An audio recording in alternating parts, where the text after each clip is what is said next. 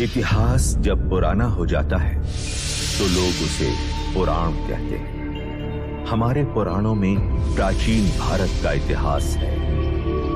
युगों युगों से चली आ रही मनुष्य सृष्टि के कल्याण हेतु हर काल में किसी न किसी युग पुरुष ने जन्म लिया। त्रेता युग में राम ने मर्यादा पुरुषोत्तम का संदेश दिया, समाज के चरित्र का निर्माण किया। द्वापर युग में कृष्ण ने गीता के द्वारा कर्म का सिद्धांत समझाया और धर्म की संस्थापना की। पर समय चलते धर्म के नाम पर अधर्म बढ़ा। असत्य, अराजकता, असमानता, अस्पृश्यता, अर्थ सिद्धि और अंधश्रद्धा का पाखंड चारों ओर फैलने लगा। मनुष्य भयभीत हो अज्ञान के अंधकार में भटकने लगा। इसी अंधकार को दूर करने पुनः एक युग पुरुष जन्म लेने वाला था और इस बार उस युग पुरुष का नाम था बुद्ध।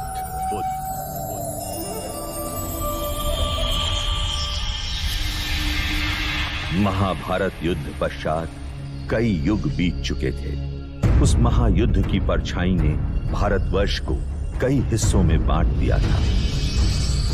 2500 वर्ष पूर्व उत्तर पूर्व भारत में मगध और वैशाली के समीप एक संघ राज्य था, कपिलवस्तु। उस समय कपिलवस्तु पर शाक्य कुल के पराक्रमी क्षत्रिय सूर्यवंशी राजा शुद्धोदन का शासन था।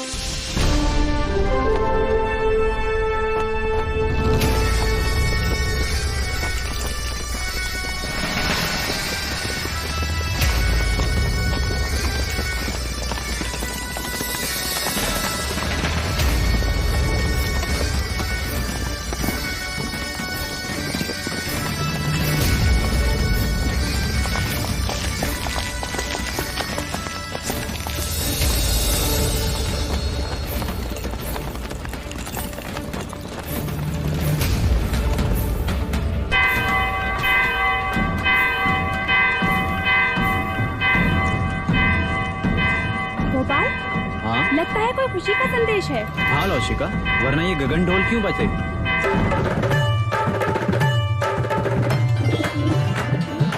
एक ओर से आए राजा, दूजी ओर से पांडव भी। युद्ध हुआ रण में घमासान, अंत में जीते जो थे वीर।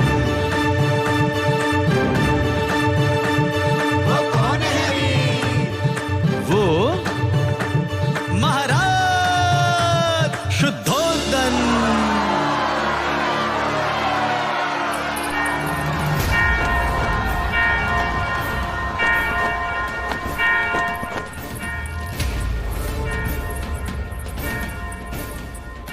छोटी महादेवी, छोटी महादेवी, हम तुझे ही आवाज देने वाले थे लसिका।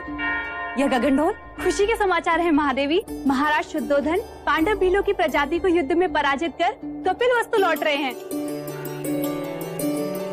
ईश्वर ने हमारी मनोकामना पूरी कर दी।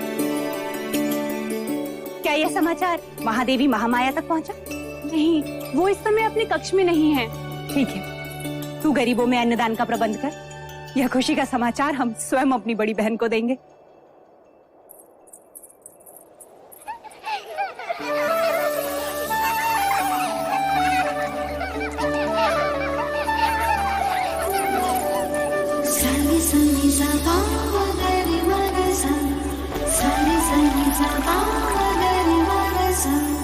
पकड़ लिया, पकड़ लिया, पकड़ लिया।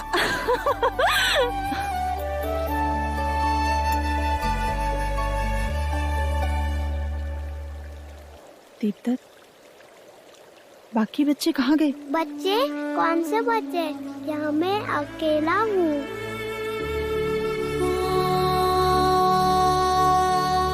ये क्या हो रहा है हमें? अब मैं जाऊँ? हाँ, कहाँ? अपनी माँ के पास। हाँ, पर आपने मुझे एक वचन दिया था ना? हाँ, वो तो मैं भूल ही गया। तो फिर बोलो। बिना बोले मैं आपको जाने नहीं दूंगी। बोलो, बोलो ना। पहले अपनी आंखें तो बंद कीजिए।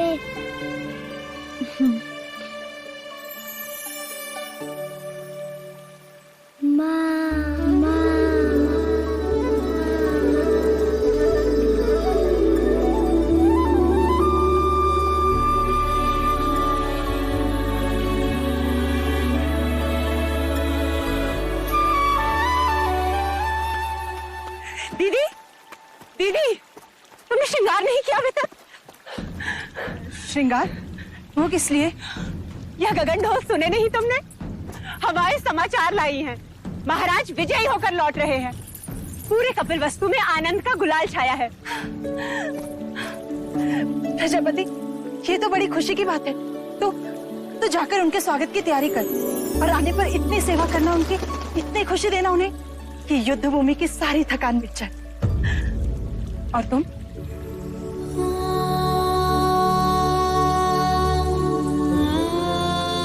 खुशी के मौके पर पांच का चेहरा नहीं देखते प्रजापति।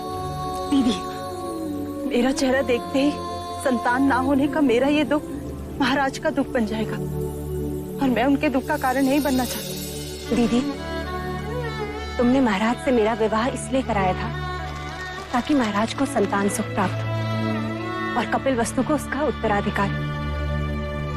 किंतु 4 वर्ष हो गए, मैं भी महाराज को संतान का सुख नहीं दे पाई।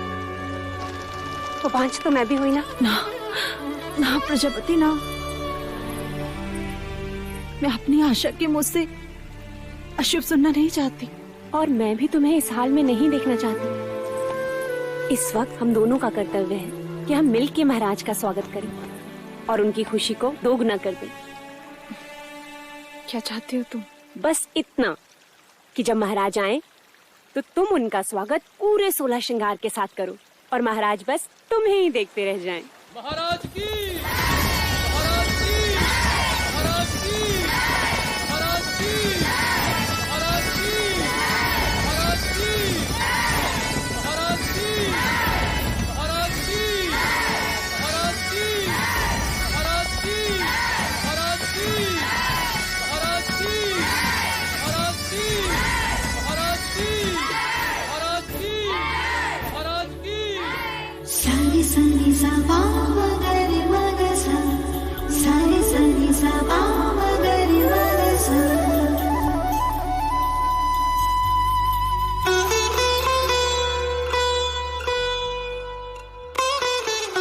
कैसे हो अनुज द्रोणोदन? आपका आशीर्वाद है भाई महाराज, और राज्य में भी सब कुछ कुशल मंगल है। तुम हो तो अमंगल हो भी कैसे सकता है? तुम ही हो जिसके कंधे पर मैं कपिल वस्तु का भार सौंपकर निस्संदेह युद्ध पर जा सकता हूं। आइए। रुकिए, हम आपको प्रवेश करने नहीं देंगे। तुम मुझे प्रवेश क्यों नहीं करने दोगे? पहले आप मेरे लिए क्या लाए हैं वो दीजिए, तभी हम आपको भीतर आने देंगे। मैं राजा होकर सबसे कर वसूल लेता हूँ और ये राजा देवदत्त मुझसे कर ले रहा है। ये रहा आपका उपहार। आप मुझसे युद्ध के बिना भीतर नहीं जा सकते। मेरी ही तलवार और मुझ पर प्रहार। ठीक है।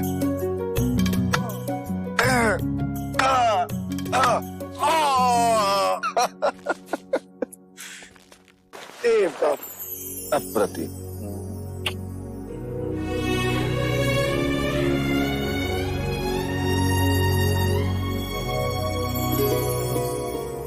चले।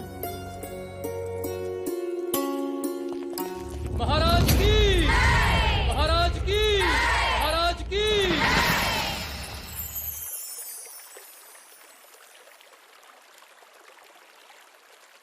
बहुत पीड़ा हो रही है।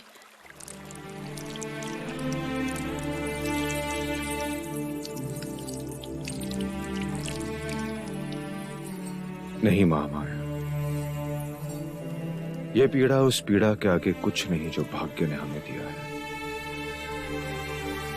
कहने को तो सब कुछ है हमारे पास, परंतु देखा जाए तो कुछ भी नहीं। 2 ब्याह करने के पश्चात भी हम निसंतान हैं। आपके दुख का कारण है। ईश्वर के यहाँ विलंब है, अंधकार नहीं। कुलगुरु वाचस्पति ने संदेशा भेजा है। शीघ्र ही ऐसा योग आएगा जब सूर्य उत्तरायण में प्रवेश करेगा, चंद्र कर्क लग्न में होगा, शुक्र मीन राशि में होगा, पुनर्वसु नक्षत्र होगा। ये वही नक्षत्र है जिस नक्षत्र में भगवान श्री राम का जन्म हुआ था। इस योग में पुत्र कामेष्टि यज्ञ करवाने से हमें हमारी प्रार्थनाओं का फल अवश्य मिलेगा देव। हम तो केवल आपकी गोद में अपने पुत्र को देखना चाहते हैं माया। हमारी गोद तो भरने से रही, किंतु देखिएगा शीघ्र ही प्रजापति की गोद अवश्य किलकारियों से भर जाएगी देव। तथास्तु।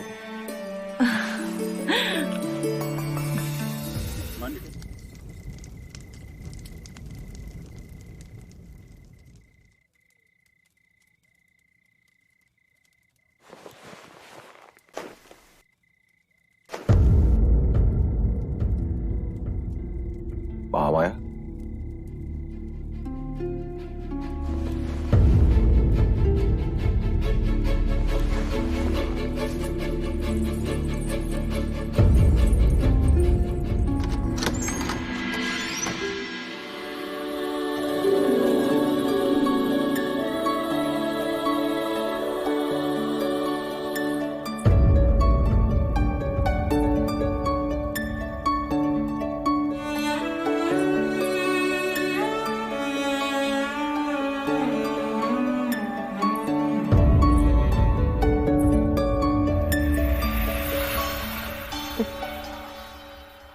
जी बहलाने को पुत्र क्या दिया, महादेवी तो उससे खिलौना समझ बैठी है।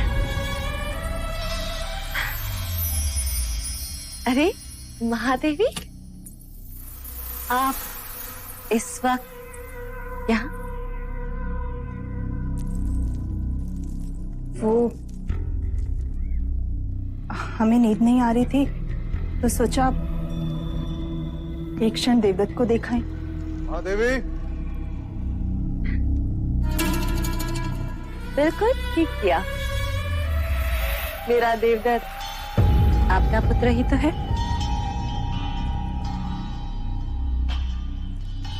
मैं तो हमेशा यही चाहती हूँ कि देवदत्त आपके समीप, आपकी ममता के आंचल में ही रहे। महादेवी, आप यहाँ क्या कर रही हैं?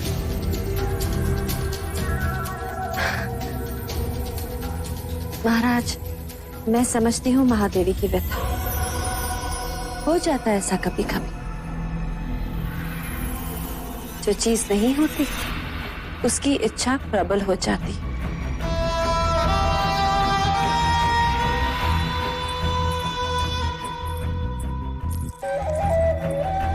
वैसे महाराज, देवदत्त आप ही का पुत्र है, ले जाइए इसे।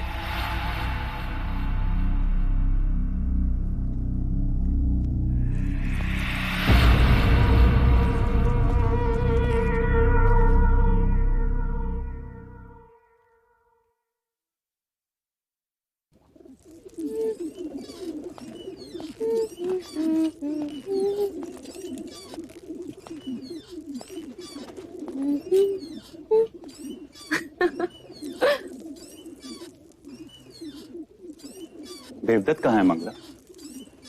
महाराज के पास। यही बात अच्छी नहीं लगती। जब भी मैं अपने पुत्र से मिलना चाहता हूँ, या तो वो महादेवी के पास होता है या फिर महाराज के पास। उस रात भी जब मैंने उसे भेजा था, आज नहीं तो कल देवदत्त को महाराज की जगह जो लेनी, युवराज जो बनना है, और फिर कपिल वस्तु का महाराज। जब जब मैं देवदत्त को महाराज के साथ सिंहासन पर बैठा देखती हूँ, मन सपने बुनने लगता है और फिर सुनाई देता है, युवराज देवदत्त की जय, युवराज देवदत्त की जय हो। मन के पंछी पकड़ना छोड़ दो मंगला। जिस दिन महादेवी माया या प्रजापति दोनों में से किसी एक को संतान हो गई तो तुम्हारी सारी इच्छाएं धरी की धरी रह जाएंगी।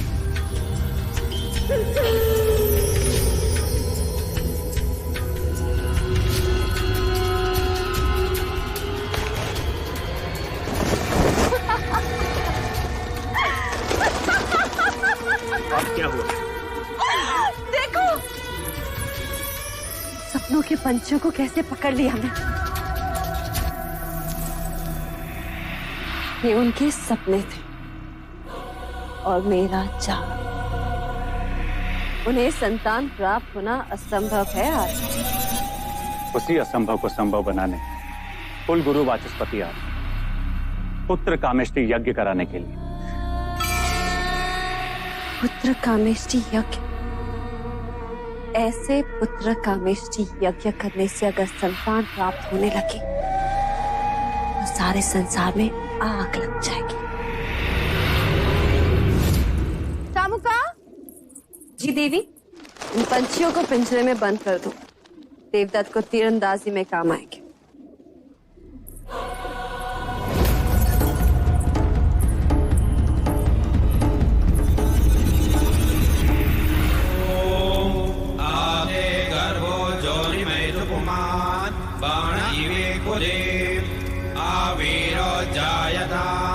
पुत्रस्ते दशमास्य स्वाहा।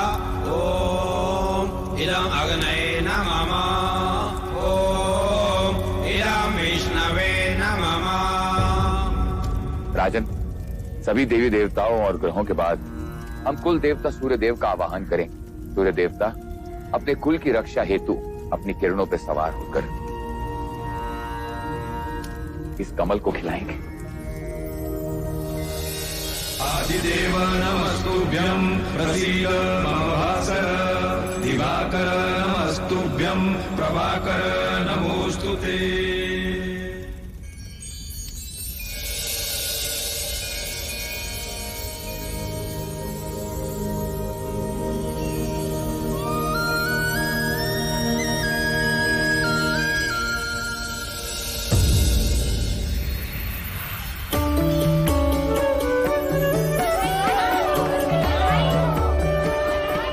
साधो साधो।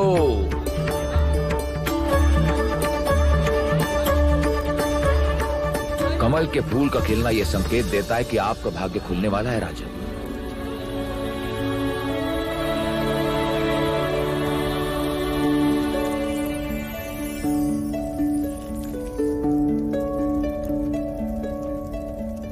सौभाग्यवती भव, पुत्रवती भव। महाराज की, महाराज की, महाराज की।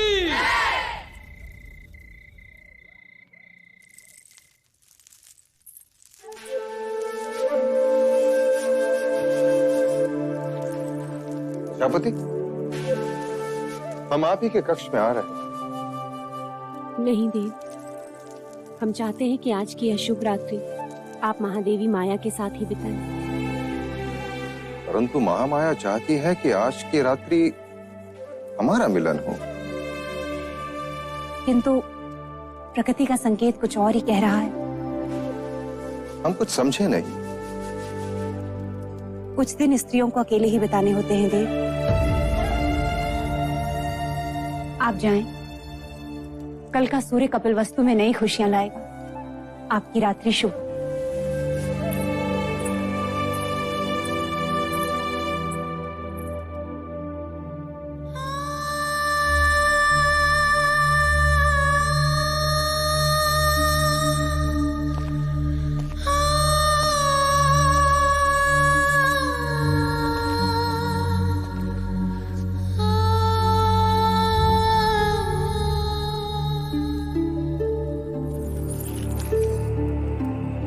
आप यहाँ? आपको तो प्रजापति के कक्ष में होना चाहिए। छोटा मुंह बड़ी बात। आपने महाराज से झूठ क्यों कहा कि आप रजस्वला हैं?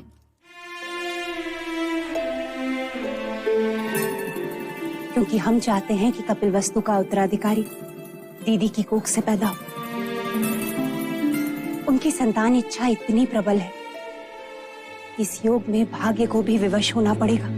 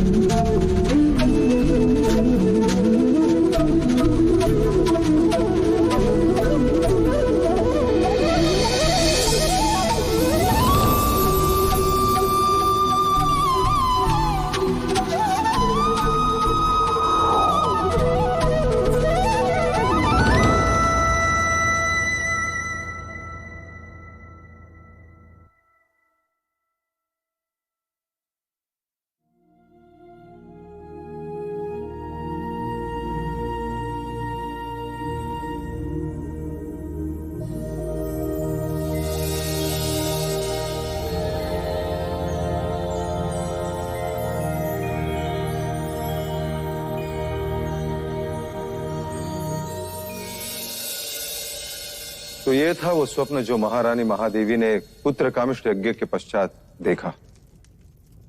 आदरणीय कुलगुरु वाचस्पति एवं समस्त ब्राह्मणगण,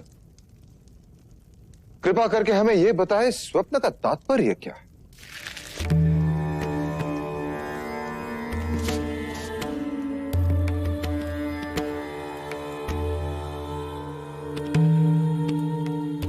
राजन,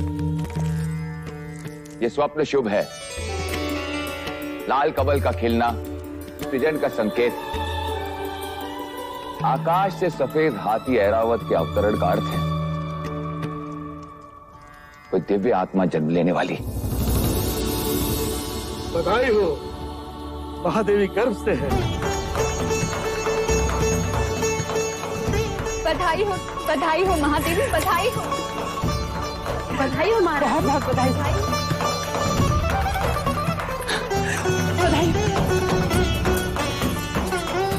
बधाई हो महादेवी।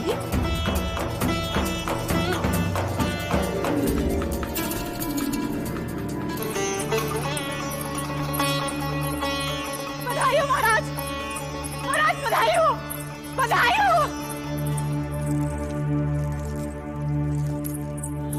हो महाराज। बधाई हो।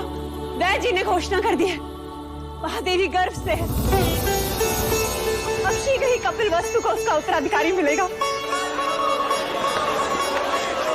बधाई हो, बधाई हो।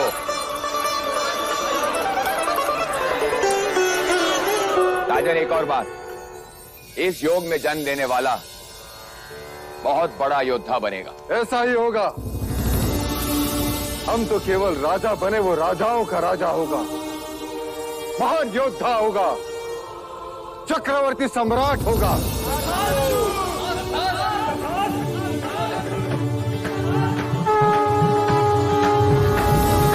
जिसके लिए व्याकुल मन सबका,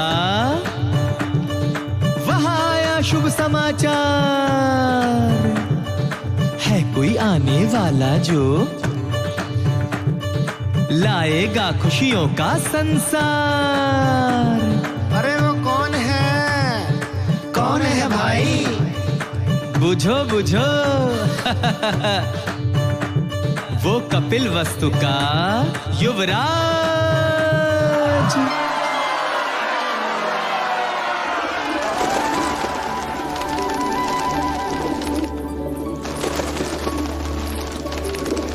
ये क्या कर रही हैं आप? इन पंछियों को क्यों उड़ा रही हैं? यह पंछी नहीं है मंगला दीदी, ये हर्ष है, उल्लास है, इन्हें मैं व्यक्त कर रही हूँ। देखो ना, इन्हें इनके बंधन से मुक्ति मिल गई और हमें हमारे सौभाग्य से। आज मैं इतनी आनंदित हूँ, इतनी आनंदित हूँ, इतनी आनंदित हूँ कि बस व्यक्त नहीं कर सकती। वो तो मैं देख रही हूँ कि आप कितनी आनंदित हो रही हैं। जैसे संतान महादेवी माया को नहीं, आपको ही होने वाली। सच कहा मंगला दीदी, यदि संतान मुझे होने वाली होती तो यह आनंद आधा होता। महादेवी माया को हो रही है, इसलिए आनंद दुगना हो गया है। जिसका अधिकार है उसी की कोख फल रही है। मगर फिर भी इस तरह आनंद का प्रदर्शन करना अच्छा नहीं होता।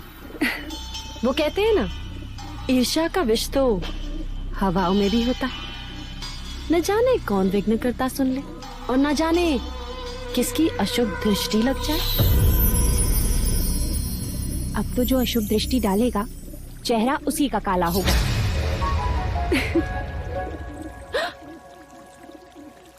तुम्हारे चेहरे पर मेरा काजल था मंगला दीदी।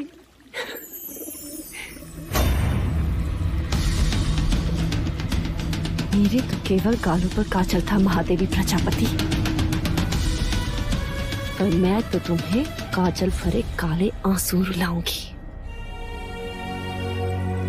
बस एक और।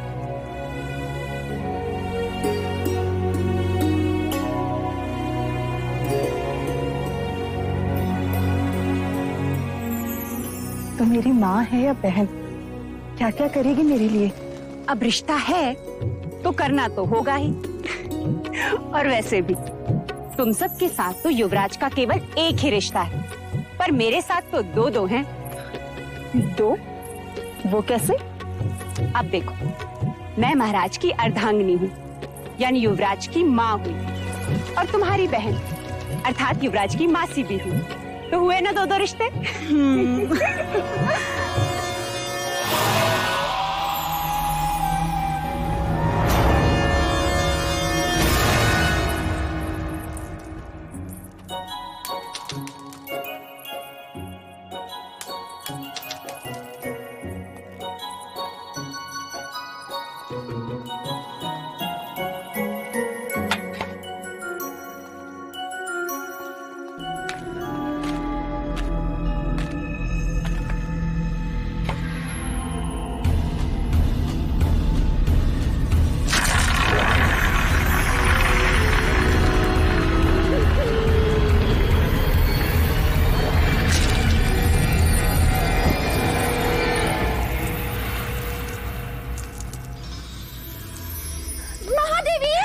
दीदी संभालो।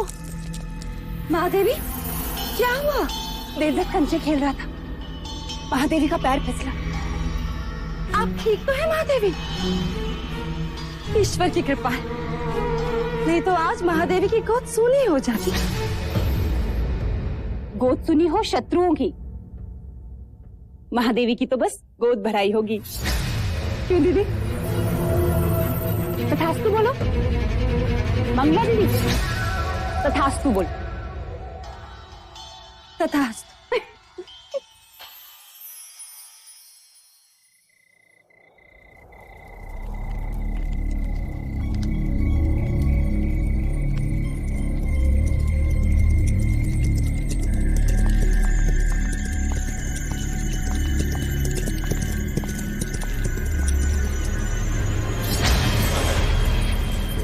आपने सेवक को बुलाया? सुना है तू लौशिका से ब्याह करना चाहता है ना? चाहने से कुछ नहीं होता मंजरे राजा, क्योंकि लौशिका के पिता तुझसे प्रति भेंट में स्वर्ण मुद्राएं मांग रहा है। जी। ये तेरे लिए है गोपाल, बस तुझे मेरे लिए एक छोटा सा कार्य करना होगा। ऐसी पतियां ढूंढनी होगी जिसके रस से मनुष्य की मृत्यु हो जाए। तब तक वैद्य हुसैन के यहाँ जड़ी बूटियां पीसता रहेगा। मैं तो कहता हूं इस बार अपने दुर्भाग्य को ही पीसता। उठा ले, उठा।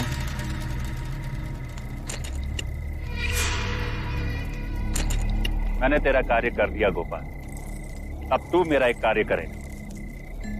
कुछ ही दिनों के पश्चात महादेवी माया की गोद भराई है और इस अवसर को मैं छोड़ना नहीं चाहता।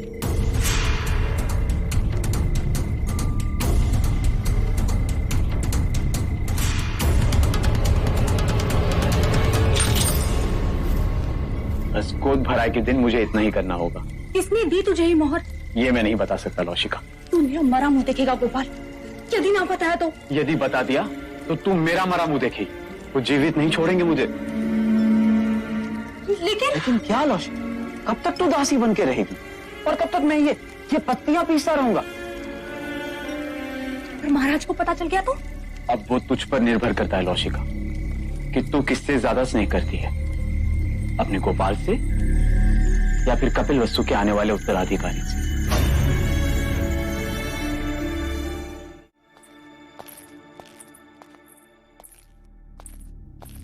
जो खीर महादेवी को खिलाई जाएगी उसमें मुझे विष मिलाना है। गोपाल सब कुछ हमारे विवाह के लिए कर रहा है, पर मैं महादेवी के साथ विश्वासघात नहीं कर सकती, जानकर अनजान नहीं बन सकती। दोनों ने माँ से भी अधिक स्नेह दिया है मुझे। लसिका, तू यहाँ क्या कर रही है? देवी मुझे आपसे एक अत्यंत आवश्यक बात करनी है।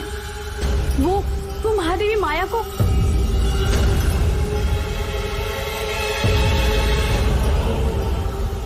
क्या कहना चाहती है? जी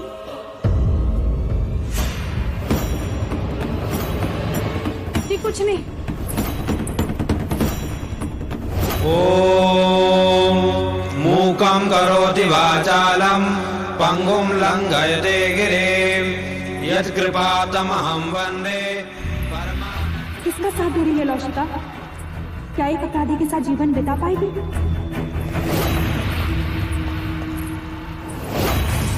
मुझे गोपाल को रोकना ही होगा।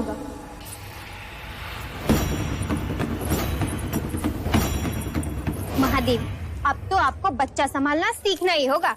ये सब आप इन्हें क्यों बता रही हैं? ये तो केवल युवराज को जन्म देंगी, पालूंगी मैं। हाँ यशोदा मैया, हाँ।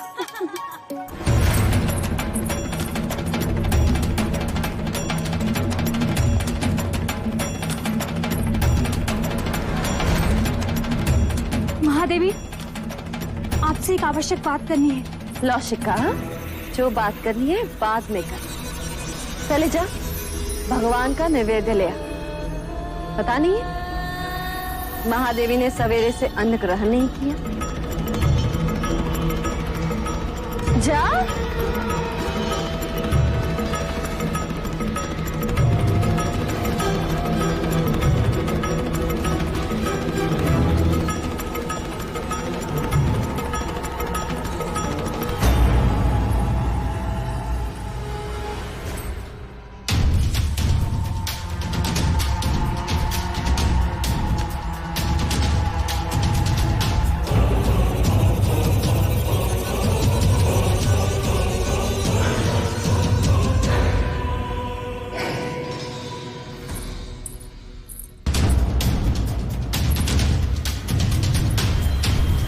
रुक जा।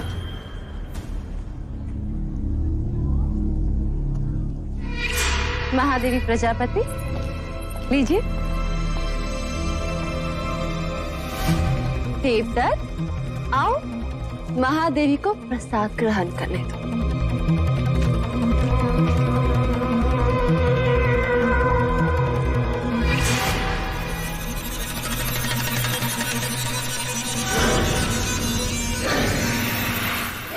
महादेवी, पहले मैं खीर खाऊंगा। अच्छा ठीक है, पहले हम आपको खिलाते हैं। चलो मुंह खोलो।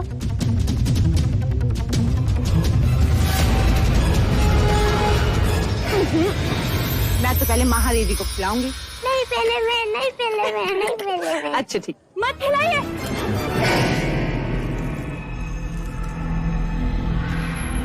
रुक जाइए महादेवी।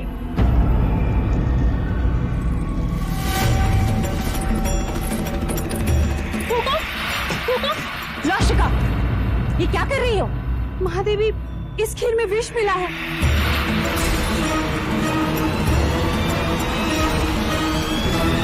खीर में विष? किसने मिलाया विष?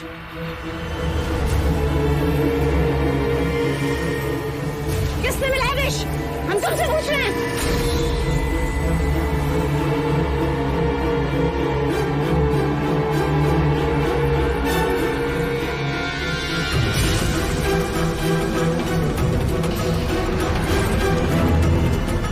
गोपाल,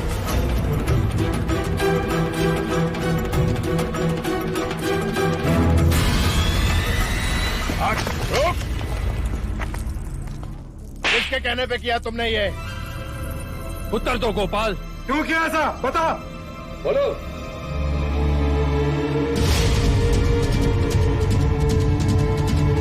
तूने ऐसा क्यों किया?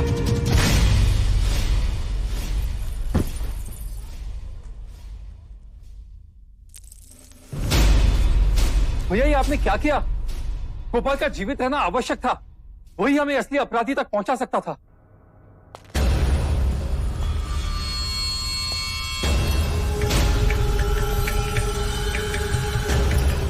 हमें क्षमा कीजिएगा महाराज, किंतु हमारे कुल पे कोई अशुभ दृष्टि डाले ऐसे व्यक्ति को हम एक क्षण भी जीवित नहीं देख सकते, एक क्षण भी नहीं। आपके इस अनुज से बहुत बड़ी भूल हो गई, हमें क्षमा कर दीजिए मां, क्षमा कर दीजिए मां।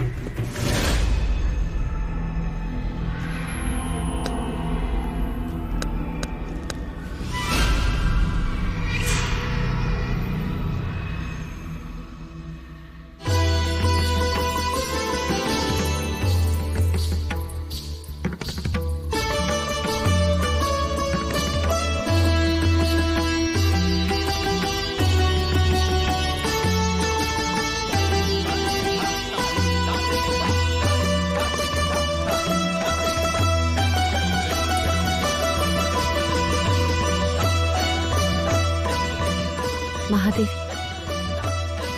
आपसे एक बात कहनी थी। तुम्हें आज्ञा लेने की आवश्यकता नहीं है मंगला। महादेवी, महाराज का जीवन संकट में। ये तुम क्या कह रही हो मंगला?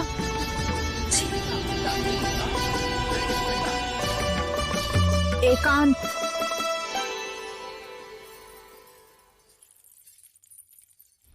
पर यहाँ महाराज को किससे संकट हो सकता है? आपसे। मंगला। महादेवी, सुना है, जो संतान 10वें महीने के बाद पैदा होती है, यदि अपने पिता के घर पैदा हो तो पिता के जीवन पर भारी पड़ती है। मैंने इस बात को पहले नहीं माना, परंतु ज्योतिषियों ने प्रमाण दिया तो महादेवी, वो मैं ही थी जिसने आपका हाथ पकड़कर आपको देवता जाने से रोका। आज मैं ही आपसे कह रही हूँ, आपका यहाँ रहना उचित नहीं है। आप भी तो नहीं चाहेंगे कि महाराज या राज पर कोई भी संकट आए। आखिर अपने सुहाग और संतान की रक्षा करने के लिए ही तो स्त्री का जन्म होता है।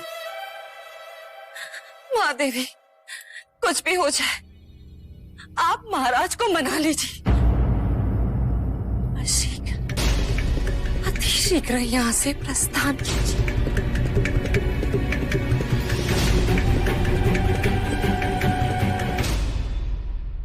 हम कल सवेरे ही देवदाह के लिए प्रस्थान करेंगे।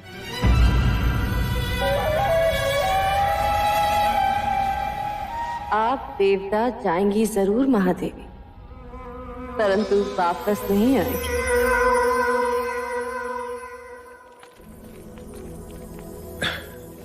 किसी ने सत्य कहा है, स्त्रीहट, बालहट और राजहट के आगे किसी के नहीं चलती। और इस समय मुझ में वो तीनों हट हैं, है ना देव? अभी कहता हूं, रुक जाओ।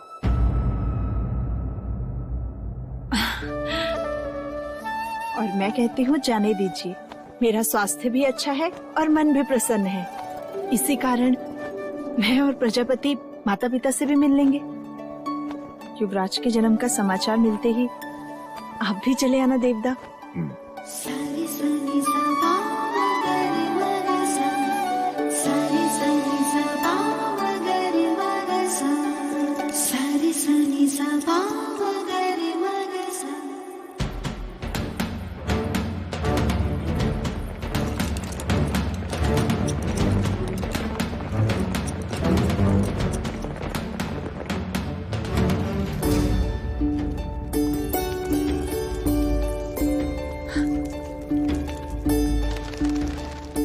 अच्छा हो जो तुमने यहाँ रुकने का सुझाव दिया। वर्षों बाद देखा इस लुम्बनी वन को, पर सुंदरता अलौकिक है, जैसे जैसे मानो धरती पर स्वर्ग। सच। दीदी, तुम चलकर उस शाल वृक्ष के नीचे आराम करो, मैं खाने का प्रबंध करती हूँ।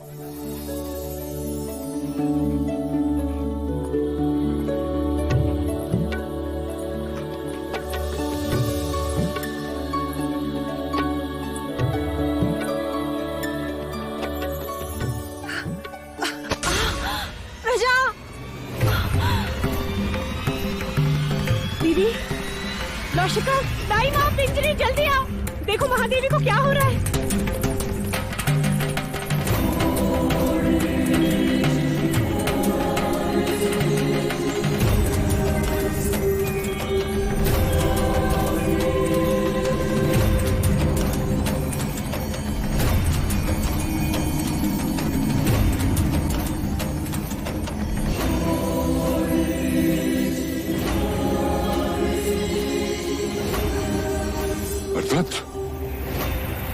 नर्तत, नर्तत। जी मुनिवर। वो आ रहा है, जगत जन्मदाता, जन्म लेने वाला है।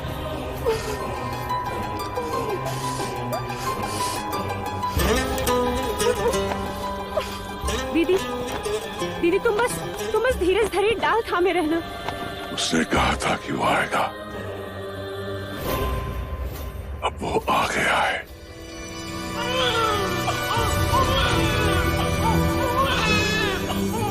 बधाई हो दीदी, बधाई हो, पुत्र हुआ है। ऐ समग्र सृष्टि, बधाई हो तुझे जो तेरा सृजनहार तुझ पर जन्म ले रहा है। क्या देख रहे हो मुनिवर? भारतवर्ष,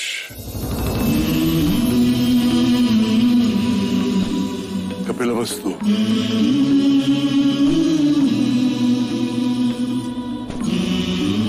लुम्बिनी वन,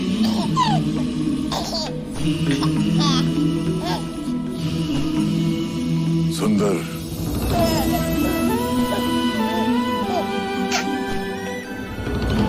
मन को छू लेने वाली दिव्य आत्मा। ना सुंदर बालक हमने पहले कभी नहीं देखा। देखो तो कैसे मुस्कुरा रहा है। महाराज देखेंगे तो कितने प्रसन्न होंगे। बड़ी प्रसन्नता का अवसर है नर्तत, जो मैं उस काल में जीवित हूँ जिस काल में एक महान युग पुरुष ने जन्म लिया है। अब तू ही बता, तेरी इस लीला को मैं किस नाम से पुकारूं? अब तुम ही कहो दीदी। युवराज को क्या कह के पुकारे?